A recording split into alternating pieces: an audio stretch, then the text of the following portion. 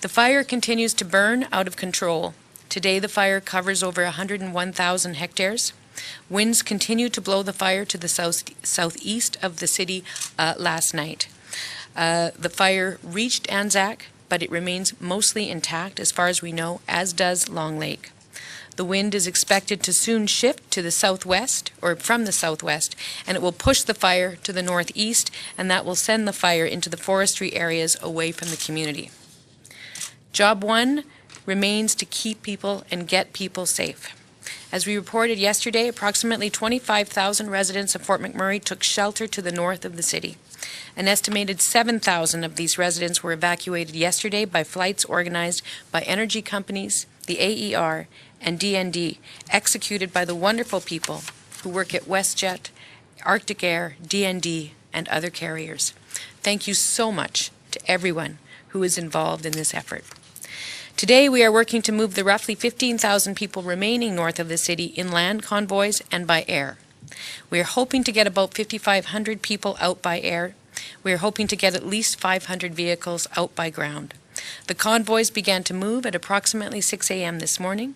The RCMP is escorting convoys of vehicles through the city and the fire zone.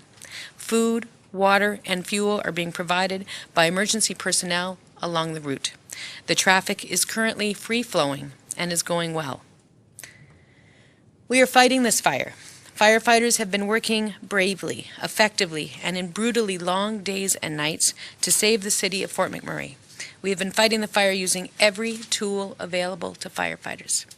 As of this morning, the downtown is largely intact, the hospital is still standing, the telephone center is intact, the water treatment center is back up and running, municipal buildings and the airport also remain intact.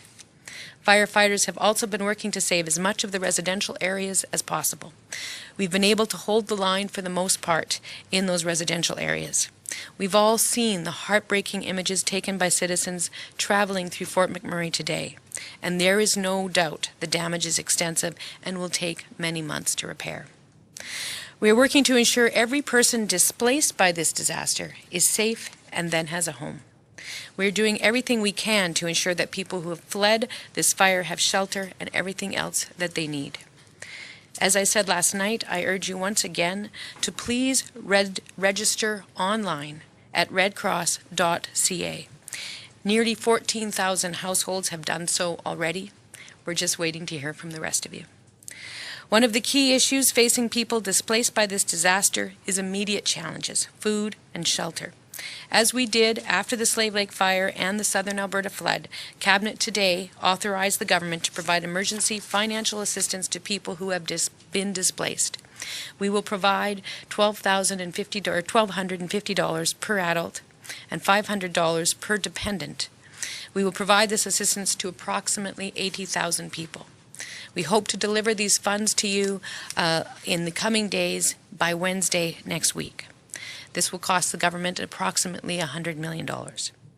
Our hope is that the immediate crisis will be under control as soon as possible. We will then be turning to securing the city, making it safe, and beginning reconstruction. I want to repeat a very important thing I said last night.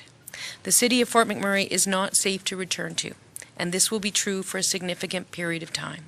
So the town site is going to be secured and protected by the RCMP.